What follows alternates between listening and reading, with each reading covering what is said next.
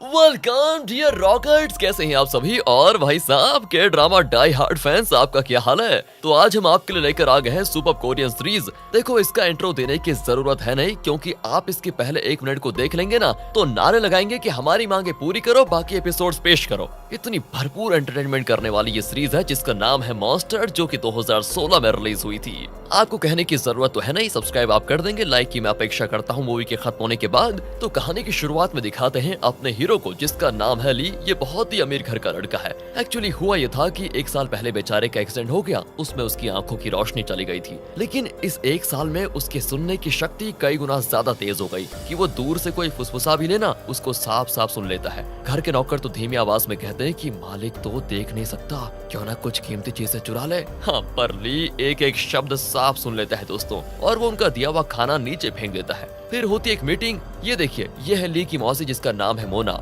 ली को तो इन पर भी शक है कि कहीं उसके पेरेंट्स का एक्सीडेंट इसने तो नहीं करवाया। वो कहता है कि नौकरों को आज ही काम से निकाल दो बस। मोना कहती है, अरे एक ही हफ्ते में कितने लोगों को नौकरी से निकालोगे तुम। पर ली को दोस्तों इसकी कोई परवाह नहीं होती। वो कहता है, जो मुझे पसंद नहीं, बस सिंपल। उन्हें मैं अपने साथ रखना ही नहीं चाहता, कहकर वो चला जाता है। ली को दोस्तों सिर्फ एक इंसान पर विश्वास है, और वो है उसका लॉयर शॉन। वो कार में जाते हुए शॉन से कहता है कि कुछ दिन बाद मेरा जन्मदिन है और मैं 20 साल का हो जाऊंगा, तब ये सारी प्रॉपर्टी मेरी हो जाएगी, राइट। फिर मुझे कोई धोखा नहीं दे सकता। लेकिन मुझे मोना पर अभी भी शक है कि वो मेरी प्रॉपर्टी हड़पने की पूरी कोशिश कर रही है, इसलिए आप उस पर नजर रखिएगा प्लीज। शॉन भी कहता है कि ठीक है। अब 1 साल पहले वो एक्सीडेंट कैसे हुआ था ये दिखाते हैं। ली, उसकी माँ और उसके पापा तीनों एक पहाड़ के रास्ते से कार में जा रहे होते हैं। अचानक ब्रेक काम नहीं करता और गाड़ी बैलेंस खो जाती है। गाड़ी तो इस तरह जाती है कि बिल्कुल खाई के एज पर अटक जाती है, मतलब किसी भी वक्त गिर सकती है वहाँ से। ली के पापा बेहोश होते हैं और उसकी माँ का पैर गाड़ी में फंस जाता है। वो बेचारी पैर निकालने की बड़ी कोशिश करती है, लेकिन निकाल नहीं पाती।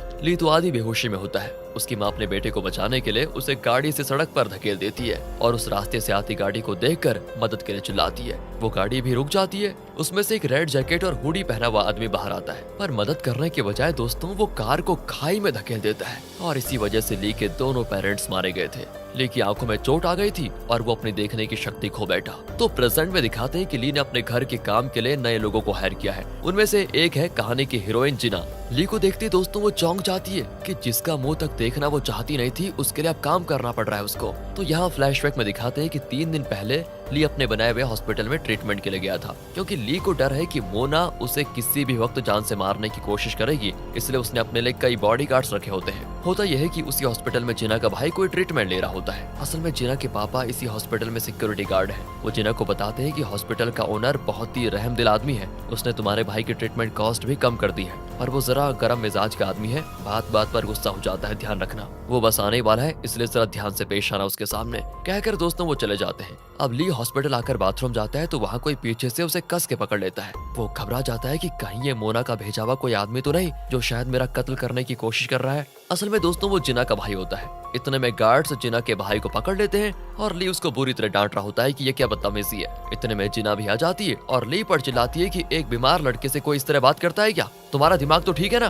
दोस्तों जिना नहीं जानती थी कि ली की क्या परेशानी है, और वो उसको बहुत बुरा भला कह देती है। इतने में जिना के पापा आकर ली के आगे घुटने टेक देते हैं कि प्लीज इनको माफ कर दीजिए, ये दोनों मेरे बच्चे हैं, नादानी कर बैठे। लेकिन ली उनकी एक नहीं सुनता और कहता है, तुम्हें नौकरी से मैं निकाल रहा हूँ, कहकर ली चला जाता है। जिना बहुत परेशान हो जाती है कि पापा की नौकरी तो गई, अब मुझे नौकरी ढूंढनी पड़ेगी। तब उसको पता चलता है कि ली के घर में काम के लिए कुछ जरूरत है, तो वो ली के घर जाती है। और अब प्रेजेंट में आ जाइए। ली जिना की आवाज सुनते ही पहचान जाता है कि ये तो वही लड़की है जिसने हॉस्पिटल में मुझे उल्टा सीधा कहा था। लेकिन दोस्तों ली इस समय कुछ नहीं कहता और मन ही मन सोच लेता है कि अगर ये झूठ बोलेगी तो मैं इसको नौकरी से निकाल दूंगा। वो पूछता है कि क्या हम दोनों पहले कभी मिले हैं। जिना साफ साफ बता देती कि हाँ, हम आपके हॉस्पिटल में मिले थे, मेरे भाई ने अनजाने में आपको पकड़ लिया और मैंने आपको गलत समझकर डांट भी दिया था। अब दोस्तों सच्चाई बताने की उसकी हिम्मत ली को काफी पसंद आ जाती है और वो उसे नौकरी पर रख लेता है। जिना उसका हर काम करने लग जाती है, हेयर ड्रायर से उसके बाल सुखाने से लेकर उसके शर्ट वगैरह भी पहनाती है। तब वो धीरे धीरे ली के करीब आ जाती है और उसकी खूबसूरत आंखों को निहारने लग जाती है। जिना को वैसे बुरा लगता है कि इतनी सुंदर आंखों में रोशनी नहीं है, बताओ।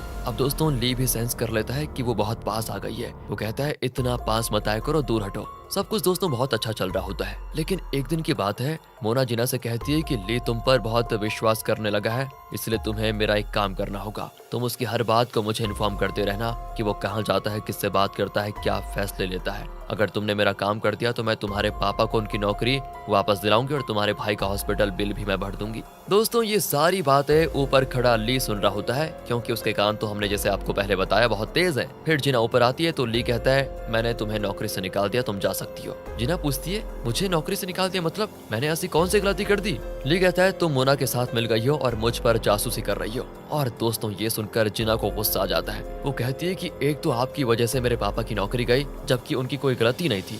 आज भी आप बिना सोचे समझे फटाक से मुझे नौकरी से निकालने पर उतराई, क्या बात है ये? अरे जल्दबाजी में ले हुए फैसले कितने लोगों की जिंदगी बर्बाद कर रहे हैं, कुछ पता है आपको? इसका अंदाजा है कुछ? इतना घमंड ठीक नहीं होता। और आपको क्या लगता है कि आप अंधे हैं इसलिए आप दुखी हैं? सच तो यह है कि आपका एटीट्यूड ही ऐसा है कि आपको अपने अलावा और किसी का लिहाज ही नहीं है। अगर आप हर किसी पर यूं ही शक करते रहे ना तो जिंदगी भर अकेले ही रहना पड़ेगा आपको कोई साथ नहीं मिलेगा। कहकर दोस्तों जिना उस पर तकिया फेंक कर चली जाती है। एंड ली को भी बहुत गुस्सा आता है। अगले दिन मोना की असिस्टेंट ली को कॉल करके बताती है कि आपकी जानकारी के बिना आपका हॉस्पिटल बिकने वाला है, प्लीज जल्दी आ जाइए। ली घबराकर अपने लॉयर शॉन को कॉल करके कहता है कि मुझे तुरंत हॉस्पिटल जाना है, तुम अभी आ जाओ। वो भी कहता है ठीक है और कॉल कट कर देता है, लेकिन अपने आदमियों से कहता है कि तुम तुरंत ली के घर जाओ और उसे घर से बाहर कदम भी मत रखने देना। वो तुरंत जाकर ली को एक कमरे में बंद कर देते हैं। दोस्तों तब ली को समझ में आ जाता है कि शॉन भी मोना से मिला हुआ है, लेकिन दोस्तों ली फिर भी किसी तरह हॉस्पिटल का सेल रोकना चाहता है। उस कमरे में वो एक कैंची ढूंढ निकालता है और वहाँ के स्क्रीन वगैरह को कट करके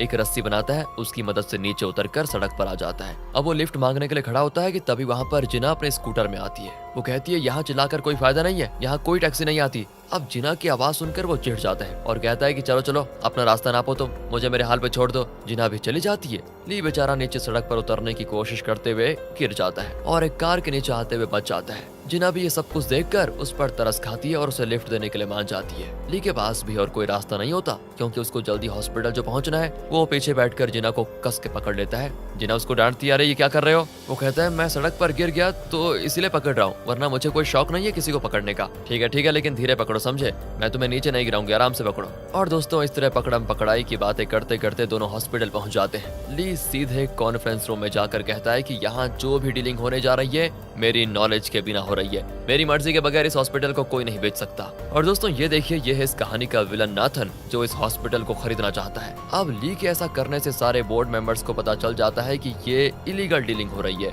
वो डील कैंसिल कर देते हैं और नाथन को वहाँ से जाना पड़ता है। अब ली मोना से बहस करता है कि मेरी परमिशन के बिना ये बताओ ये सब करने की क्या जरूरत है और किसने हक दिया आपको ये करने का? वो कहती है वैसे हॉस्पिटल लॉस में चल रहा है, इसलिए सोचा इसको बेचेंगे तो अपनी दूसरी कंपनी को बचाने में मदद हो जाएगी। ली कहता है सुनिए मुझे आपकी मदद की जरूरत है ही नहीं, समझे आप? मुझे पता है कि बैंक ने हमको टाइम दिया है और मैं जानता हूँ कि मेरी माँ और पापा का एक्सीडेंट भी आप ही ने करवाया था। ये सुनकर मोना चौंक जाती है कि बताओ मैं अपनी सगी बहन और उसके पति का कत्ल कैसे कर सकती हूँ? ली कहता है अच्छा, माँ मरने से पहले आपका ही नाम ले रही थी और शॉन भी तुम्हारा ही आदमी निकला, उसने मुझे अपने घर में बंद कर दिया था, वो भी तुम्हारे कहने पर। कहकर दोस्तों वो चला जाता है। मोना की समझ में नहीं आता कि ये क्या बोल रहा है। लगता है दोस्तों मोना का ली के पेरेंट्स की मौत में कोई हाथ ही नहीं था। एंड तब उसको याद आता है कि उसका पति जिसका नाम जेजे है वो और शॉन एक ही कॉलेज में पढ़ते थे और अच्छे दोस्त भी थे। अब मोना को शक है कि जेजे, शॉन और नाथन जो हॉस्पिटल को खरीदना चाहता है तीनों मिले हुए हैं। वो तुरंत जेजे से मिलने जाती है, जहाँ वो उसको नाथन से बात करते हुए सुन भी लेती है। नाथन जेजे से कहता है कि तुम्हें पता है 1 साल पहले जो काम तुमने अधूरा छोड़ दिया था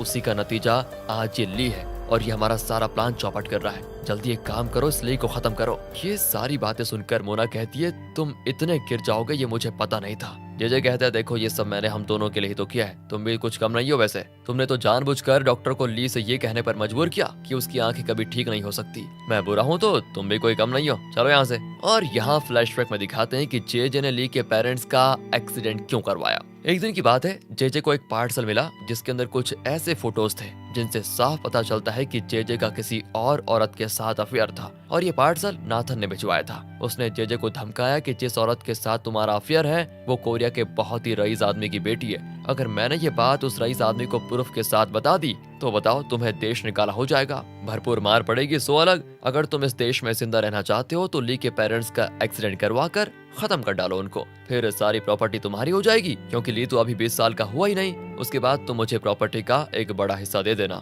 और दोस्तों इसी वजह से जेजे ने उस दिन कार का ब्रेक डैमेज कर दिया था और जब वो बच गए तब वो खुद उनको खाई में धकेलने आ गया। चलिए आ जाइए प्रेजेंट में। दिखाते हैं कि मोना को अपने पति के कैरेक्टर पर भी शक है। वो अपने असिस्टेंट को जेजे के पीछे लगा देती है। जेजे उस औरत के घर जाता है जिसके साथ उसका अफेयर है एंड असिस्टेंट उनकी फोटोज खींचकर मोना को भेज देती है। मोना भी तुरंत उनको रंगे हाथों पकड़ने के लिए निकलती है। यहाँ जिना को दिखाते हैं जो ली को उसके घर पहुंचा देती है। अब ली को जिना पर विश्वास होने लगता है और वो कहता है, मैंने तुम्हारे साथ जो बुरा सलूक किया उसके लिए प्लीज मुझे माफ कर दो और प्लीज कल से काम पर आ जाओ दोबारा। जिना कहती है, देखो मैंने नौकरी के लिए तुम्हारी मदद नहीं की है, मुझे नहीं चाहिए नौकरी। ली कहता है, मैं तुम्हें दुगनी या तिगुनी सैलरी दूंगा। तब जिना उसके पास आकर कहती है कि इसके बाद मैं तुमसे कभी मिलूंगी ही नहीं, और ये कहकर वो चली जाती है। घर आकर भी ली को जिना की याद खाई जाती है। वो उसे कॉल भी करता है। और दोस्तों अब दिखाते हैं कि जिना अब एक फूड आउटलेट में डिलीवरी का काम करती है। ली का नंबर देखते ही वो फोन का बैटरी निकाल लेती है। अब ली अपने एक स्टाफ से कहता है कि तुम जिना के पापा से कहो कि वो फिर से हॉस्पिटल में काम के लिए आ जाएं और जिना के भाई का फ्री ट्रीटमेंट का इंतजाम करो। ली दोस्तों ऐसा सोचता है कि अगर मैं ऐसा करूंगा तो जिना का गुस्सा कम हो जाएगा और वो फिर यहाँ पर काम पर आ जाएगी। दूसरी ओर मोना उस औरत के घर जाती है। बाहर जेजे के शूज देखकर वो दरवाजे पे कान रखकर सुनती है कि अंदर क्या बातें चल रही है। अंदर वो औरत पूछती है कि तुम मोना को डाइवोर्स कब देने वाले हो, जल्दी बताओ। फिर क्या था, इतने में मोना अंदर घुस आती है। असल में ये औरत तो मोना की बेस्ट फ्रेंड निकली। मोना कहती है, वाह भाई, मुझे तो यकीन ही नहीं होता कि तुम मेरी बेस्ट फ्रेंड होकर मेरी जिंदगी उजाड़ दोगी। कहकर वो उस औरत के बाल पकड़कर वहाँ से खींचने लग जाती है। जेजे तो भीगी बिल्ली की तरह कांपने लगता है। मोना भी उसके गाल पर कस के चांटा मारती है और कहती है, मैं तुम्हें प्रेस में पूरे शहर में बदनाम करूंगी और तुम पर पुलिस केस भी होगा वो अलग। कहकर वो जाने लग जाती है, लेकिन जेजे उसको पकड़कर सीढ़ियों से नीचे गिरा देता है। मोना के सर पर बहुत सारी चोटें आती है और वो स्पॉट पर ही मारी जाती है। अब ये दोनों हो जाते हैं शॉक और सोचते हैं कि अब तो हमको जेल जाना पड़ेगा। लेकिन दोस्तों यहाँ जेजे की पूरी विलनगिरी सामने आ जाती है। वो एक क्रिमिनल को कॉल करता है जिसके ऊपर कई सारे केसेस हैं। जेजे कहता है, ध्यान से सुनो, मैं तुम्हें $2 मिलियन दूंगा, तुम मेरी वाइफ की लाश को ठिकाने लगा दो बस। और एक काम करो, ली के हॉस्पिटल लैब में एक वायरस का पता चला है, तुम किसी तरह उस वायरस से उसको इन्फेक्ट करा दो, फिर तुम पुलिस में सरेंडर हो जाना और कह देना कि ली के कहने पर तुमने मोना को मार डाला। इस तरह उस पर इल्जाम भी लगेगा और इन्फेक्शन की वजह से कुछ दिनों में वो मर भी जाएगा। अगर तुमने ये सब कुछ कर दिया तो तुमको $2 मिलियन दूंगा मैं। दोस्तों क्रिमिनल को और क्या चाहिए था, वो मान जाता है। यहाँ जैसा ली ने एक्सपेक्ट किया था, जिना का गुस्सा कम हो जाता है और वो वापस ली के घर में काम करने के लिए आ जाती है। ली को भी उसके आने से बड़ी खुशी होती है। तब ली को वो क्रिमिनल कॉल करके कहता है कि तुम्हारे पेरेंट्स के कत्ल के पीछे किसका हाथ है ये मैं जानता हूँ। असल में उन्होंने मुझे ही कत्ल करने को कहा था। तुम एक काम करो, अपने हॉस्पिटल लैब में पहुंचो, वहीं मैं तुम्हें सारी डिटेल्स दूंगा। ली को बहुत गुस्सा आता है क्योंकि आज तक वो मोना को अपने पेरेंट्स के कत्ल का जिम्मेदार मान रहा था, लेकिन अब सब कुछ अलग ही होता है। वो तुरंत जाकर जिना को लेकर लैब में जाता है। उस क्रिमिनल ने दोस्तों पहले से ही लैब में वायरस को सेट करके रखा हुआ था ताकि जब ली अंदर आए तो वो वायरस को कमरे के अंदर उस गैस के जरिए फैला दे। जैसे ली और जिना अंदर जाते हैं तो दरवाजा लॉक करके वो रिमोट के जरिए वायरस को हवा में खोल देता है। अंदर दोनों सांस नहीं ले पाते और ली समझ जाता है कि जरूर किसी ने हवा में वो खतरनाक वायरस मिला दिया है, क्योंकि ये है तो ली का ही हॉस्पिटल ना। ली उस वायरस के बारे में खूब जानता है क्योंकि कुछ साल पहले क्या हुआ था कि यहाँ पर एक रिसर्च डॉक्टर थी, उसने बताया था कि हम एक म्यूटेंट वायरस बना रहे हैं और उसका एंटीटोड भी बना रहे हैं। तो प्रेजेंट में दोस्तों ली उसी एंटीटोड को ढूंढ निकालता है, लेकिन सिर्फ वो एक होता है। वो तुरंत जिना को एंटीटोड लगाने को कहता है, लेकिन जिना कहती है तुम इसको लगा लो, मेरी फिक्र मत करो। इतने में जिना के पापा जिना को लैब में बंद देखकर उसे बचाने आते हैं, पर तब तक जिना उस एंटीटोड इंजेक्शन को ली को लगा देती है। कट करके हॉस्पिटल में दिखाते हैं कि ली को होश आ गया है। जेजे तो उसके पास बैठा होता है और कहता है, तुमने मेरी पत्नी मोना को मारने के लिए एक क्रिमिनल को हायर किया है। यहाँ पर दोस्तों पता चलता है कि जेजे ने उस क्रिमिनल को ये कहकर सरेंडर होने को कहा कि मैं तुम्हें बेल पे बाहर निकालूंगा और $4 मिलियन दूंगा। वो भी बेचारा लालच के मारे मान गया और सरेंडर हो गया और उसने पुलिस से कह दिया कि मैंने ली के कहने पर ही मोना का कत्ल किया। इसलिए दोस्तों अब पुलिस भी क्रिमिनल के साथ साथ ली को भी अरेस्ट कर लेती है। दूसरी ओर न्यूज में बताते हैं कि हॉस्पिटल लैब से खतरनाक वायरस लीक होकर हवा में मिल गया है। लगभग 7 लोग अब तक इस वायरस की चपेट में आ चुके हैं। दूसरी ओर ली जेल में होता है और उस क्रिमिनल का सेल कुछ ही दूर पर होता है। वो तो अपने सेलमेट्स को बताता है कि मैंने ही इसे फंसाया, मैं तो बाहर निकल जाऊंगा और मुझको $4 मिलियन मिलेंगे, लेकिन ये बेचारा यहीं पर सड़ेगा। अब दोस्तों आपको तो बताइए कि ली के कान कितने तेज है, उसकी सारी बातें ली को सुनाई देती हैं और वो समझ जाता है कि वो क्रिमिनल इसी जेल में है। अब ऐसे में क्रिमिनल के सेल में एक नए आदमी को लेकर आते हैं जिसे वो सभी मिलकर बहुत टॉर्चर करते हैं। एक दिन जब जेजे क्रिमिनल से मिलने आता है और फिर उसको वो एक ऑफर देता है कि तुम जेल के अंदर ली को खत्म कर दो और तुमने अगर ये कर दिया तो मैं तुम्हें $10 मिलियन दूंगा। इस बार क्रिमिनल को ये नामुमकिन सा लगता है, लेकिन अब इतनी बड़ी रकम सुनकर वो मान जाता है। उसके बाद वो ली को मारने का मौका ढूंढता रहता है और अपने साथियों से कहता है कि इसे कॉरिडोर से धक्का दे दो, लेकिन ली को सारी बातें साफ सुनाई देती हैं। हालांकि वो हमेशा क्रिमिनल से थोड़ा दूर ही रहता है। अब जैसे क्रिमिनल का साथी ली को धक्का देने आता है तो ली झुक जाता है और वो आदमी खुद गिरकर मर जाता है। अब दोस्तों आपको पता है कि क्रिमिनल के सेल में एक नया आदमी आया था जिसे वो टॉर्चर कर रहे थे। वो ली से कहता है तुम सावधान रहना यार, वो लोग तुमको मार डालना चाहते हैं। इस तरह धीरे धीरे इन दोनों की अच्छी दोस्ती हो जाती है। ली कहता है तुम्हें पता है मेरे कान बड़े तेज हैं और इसका फायदा उठाकर हम उस क्रिमिनल को और उसके साथियों को फंसा सकते हैं। मेरी मदद करोगे क्या? वो भी मान जाता है दोस्तों। अब ये दोनों एक बढ़िया सा प्लान बनाते हैं। जब क्रिमिनल और उसके साथी बाथरूम में होते हैं तो ली अंदर आता है। उसका दोस्त बाहर से धीमी आवाज में इंस्ट्रक्शन दे रहा होता है कि लेफ्ट जाना है या राइट। उसकी आवाज इन लोगों को तो सुनाई नहीं देती, लेकिन ली को साफ सुनाई देती है। अब ली को यहाँ पाकर वो बड़े खुश हो जाते हैं कि ये तो सीधा शेर के मुंह में आ रहा है, अब इसकी जान तो कोई नहीं बचा पाएगा। लेकिन ली सीधा जाकर एक टॉयलेट को खोलता है तो अंदर बैठा होता है क्रिमिनल, एंड वो भी बड़ा खुश कि इसने तो मेरा काम और आसान कर दिया, अकेला यहाँ पर आ गया। पर बेचारा नहीं जानता कि वही ली के हाथों फंसने वाला है। ली क्या करता है देखिए, वो टॉयलेट का दरवाजा लॉक कर देता है और कहता है मुझे मार डालना चाहते थे ना, अब देखो मैं तुम्हारा क्या हाल करता हूँ। ये कहकर वो एक रस्सी निकालता है और उसे ऊपर फिक्स करके अपने गले में फंदा डाल देता है। क्रिमिनल की तो कुछ समझ में नहीं आता कि ये बंदा फंदा डाल के करना क्या चाहता है। इसी बीच ली का दोस्त सिक्योरिटी गार्ड्स को बुलाकर ले आता है कि सर देखिए ये लोग ली का कत्ल करने की कोशिश कर रहे हैं। फिर क्या था दोस्तों, गार्ड्स आकर देखते हैं तो ऐसा लगता है जैसे क्रिमिनल ली के गले में फांसी का फंदा डालकर उसको मारने की कोशिश कर रहा है। एंड उसके बाद तो वो लोग उस क्रिमिनल को खूब पीटते हैं और वार्न करते हैं कि अगर ली को कुछ हुआ तो तुम्हारी मौत। अब ये क्रिमिनल दोस्तों ली का कुछ नहीं बिगाड़ सकता। तब ली उसको एक ऑफर देता है कि अगर तुमने मुझे सच बताया तो मैं तुम्हें 20 मिलियन दूंगा, लेकिन वो नहीं मानता दोस्तों। कुछ दिन के बाद क्रिमिनल बहुत बीमार पड़ जाता है और लगता है ये भी लैब में उस दिन वायरस से इन्फेक्ट हो गया था। इसकी मदद अब सिर्फ ली कर सकता है क्योंकि उसे ही वायरस के बारे में पता है। वो ली के पैर पकड़ कर रोता है कि प्लीज कुछ भी करके मुझे बचा लो, मुझे एंटीडोट दिलवा दो। अब पहले तो ली अकड़ कर मना करता है, लेकिन फिर कहता है ठीक है, लेकिन तुम ये बताओ कि मुझे मारने का प्लान किसका था और तुम जो कुछ मेरे बारे में जानते हो वो सब कुछ बता दो, वरना मैं तुम्हारी कोई मदद नहीं करूंगा भाई। क्रिमिनल कहता है कि जेजे ने तुम्हारा कत्ल करने के लिए मुझे 4 मिलियन देने का वादा किया था। उसी ने तुम्हारी मौसी मोना को भी मार डाला और उसका इल्जाम मेरे सर लेने को कहा। ये सुनकर ली एकदम शॉक हो जाता है कि असल में क्रिमिनल मोना नहीं जेजे है। वो ये भी बताता है कि असल में ऑपरेशन से तुम्हारी आंखें ठीक हो सकती थी,